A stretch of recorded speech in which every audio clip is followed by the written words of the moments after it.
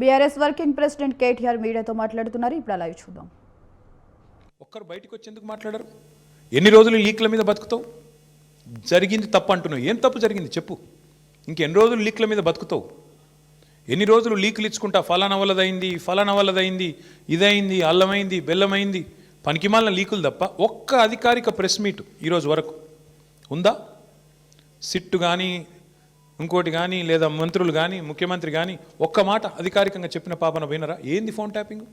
ఎవరి phone tapping? ఎక్కడ phone tapping? ఏం జరిగింది? రాజకీయ వేధింపులకు ఇంకా విచిత్రం ఏంటంటే హరీష్ రావు గారి మీద కుట్ర, ఎవరో ఒక ఆయన సిద్దిపేటలో ఆయన మీద రాజకీయ ప్రత్యర్థిగా ఉన్న ఆయనతోని కేసు పెట్టించారు. పెట్టిస్తే హరీష్ రావు గారు న్యాయస్థానాన్ని ఆశ్రయించినారు, హైకోర్టు పోయినారు. హైకోర్టు కొట్టేసింది. కొట్టేస్తే ముఖ్యమంత్రి గారు ఆయన ఆరాటం ఎట్లాంటిదంటే హరీష్ రావు గారిని జైలుకు పంపాలని సుప్రీంకోర్టుకు పంపించినాడు ఈ కేసును. హైకోర్టు కొట్టిస్తే ప్రభుత్వ పైసలతోని, ప్రభుత్వమే పెద్ద పెద్ద న్యాయవాదులు గంటకు ₹1 కోటి తీసుకునే న్యాయవాదులను పెట్టి ప్రజల పైసలతోని సుప్రీంకోర్టుకు పోయినాడు.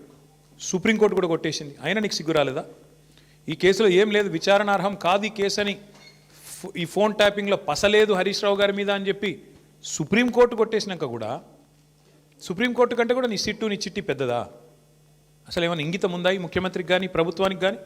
వాళ్ళ బాధ అంతా ఒకటే. నిన్న ఉదయం హరీష్ రావు గారు డీటెయిల్డ్గా ప్రెస్ మీట్ పెట్టి రేవంత్ రెడ్డి బావమరిది కుంభకోణం బయటపెట్టిండు.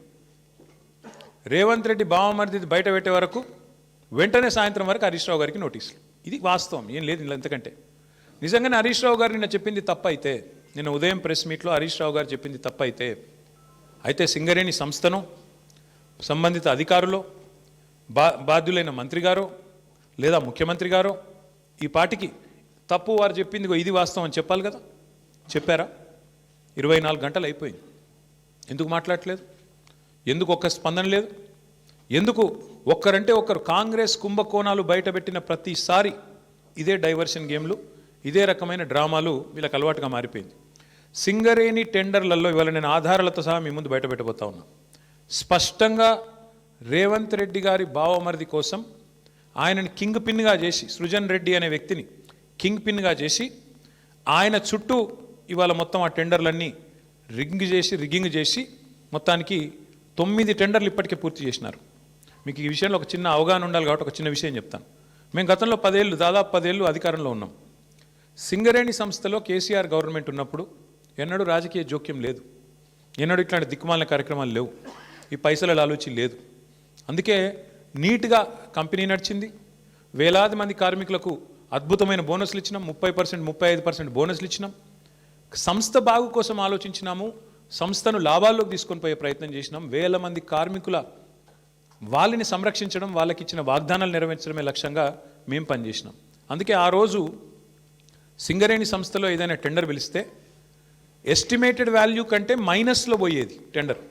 ఎస్టిమేటెడ్ వాల్యూ ₹100 అయితే -10, -20 అంటే కాంపిటీషన్ ఉండేది.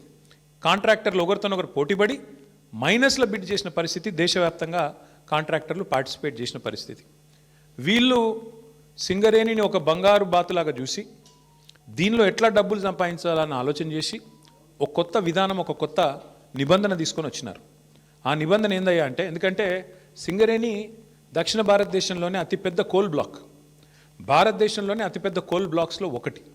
అందుకే ఏం చేసినారు వీళ్ళు? చాలా ఆలోచన చేసి ఈ సృజన్ రెడ్డి అనేవాడు, ఆయనతో పాటు అక్కడ సింగరేణి సంబంధించిన అధికారులు, మరి బట్టి గారికి తెలిసి జరిగిందా తెలియక జరిగిందా, ముఖ్యమంత్రి గారికి అనుసరణలో జరిగిందా నాకు తెలియదు, కానీ ఈ సృజన్ రెడ్డి అనే వ్యక్తి మొత్తానికి ఒక కండిషన్ పెట్టించినాడు.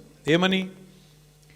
ఖచ్చితంగా ఇప్పుడు ఉదాహరణకు మీరు తెలంగాణలో ఉన్నారు, ఎక్కడో జార్ఖండ్లో కోల్ బ్లాక్ ఉంది, మీకు కంపెనీ ఉంది, మీ కంపెనీకి అర్హతలు ఉన్నాయి, వాళ్ళు టెండర్ పిలిచారు, మీరు డైరెక్ట్గా ఆన్లైన్ టెండర్ వేయచ్చు. ఇవాళ రేపు మొత్తం ₹1,00,000 వరకు కూడా ఆన్లైన్ టెండరే కదా. ఇవాళ 1,00,000 దాటింది అంటే ఈ టెండర్, ఈ ప్రొక్యూర్మెంటు, ఈ టెండర్. అట్లాంటప్పుడు వేల కోట్లు, వందల కోట్లతో ముడిపడ్డ కోల్ బ్లాక్లలో వీళ్ళు ఎంత పనికిమాలిన నిబంధన పెట్టారంటే, మీరు బిడ్ చేయాలంటే, మీరు పార్టిసిపేట్ చేయాలంటే టెండర్లో మీరు ఇక్కడ బిడ్ వేయాలి అంటేనే మీరు సైటుకు స్వయంగా వచ్చి సైటు విజిట్ చేసినట్టు సర్టిఫికేట్ తీసుకోవాలి సింగరేణి దగ్గర అని పెట్టినారు. అంటే దీని ఉద్దేశం ఏంది? ప్రపంచంలో ఇప్పుడు ఆస్ట్రేలియా వాడు ఉంటాడు, అమెరికా వాడు ఉంటాడు, వాడు సింగరేణి బిడ్లో పార్టిసిపేట్ చేయాలంటే వాడు స్వయంగా రావాలా, వచ్చి సింగరేణి అధికారులను కాలు పట్టుకొని వాళ్ళని వేలు పట్టుకొని బతిమలాడి ఆ సర్టిఫికేట్ తీసుకోవాలి సైట్ విజిట్ చేసినా అని. వీళ్ళు ఏం చేస్తున్నారు, సైట్ విజిట్కి రాగానే ఆ కంపెనీ పేరు, మేనేజింగ్ డైరెక్టర్ పేరు, CEO పేరు, ఫోన్ నంబరు అన్నీ రాసుకుంటున్నారు. రాసుకొని సుజన్ రెడ్డి స్వయంగా బెదిరిస్తున్నాడు ఫోన్ చేసి, నేను ముఖ్యమంత్రి బామ్మర్ది మాట్లాడుతున్నా, మీరు ఇందులో పాల్గొనొద్దు అని బెదిరిస్తున్నాడు. వినలేదనుకో